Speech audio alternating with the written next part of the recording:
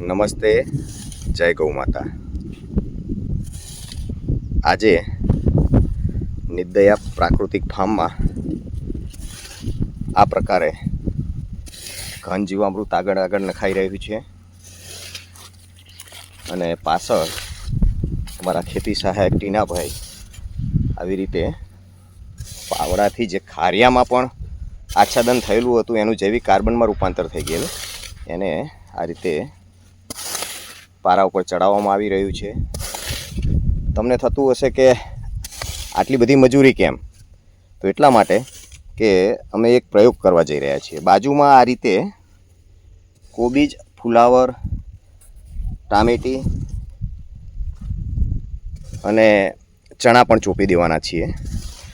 ચણાથી nitrogen મળશે હળદરને, જ્યારે કોબીજ, ફુલાવરને હળદર થોડીક એન્ટિસેપ્ટિક હોવાથી કદાચ ચૂસિયા ન પણ આવે। તો એક પ્રયોગ રૂપે આ વર્ષે કરી રહ્યા છીએ। સફળ થવાય કે ન થવાય પણ પ્રયોગ કરતા રહીએ। અમે 7-7 ફૂટે આ રીતે એક બેડ મૂકીને એક બેડ પર તુવેર પણ વાવેલ છે। તો આ પ્રકારે અમારું હળદરનું પ્રાકૃતિક મોડેલ તૈયાર થઈ ગયેલ છે। લગભગ આ વખતે અમે સમય કરતાં 2 મહિના લેટ છીએ હળદરમાં, પણ છતાં પણ સારું એવું પરિણામ મળેલ છે। સતત વરસાદના કારણે અમે લેટ થયા છીએ। લગભગ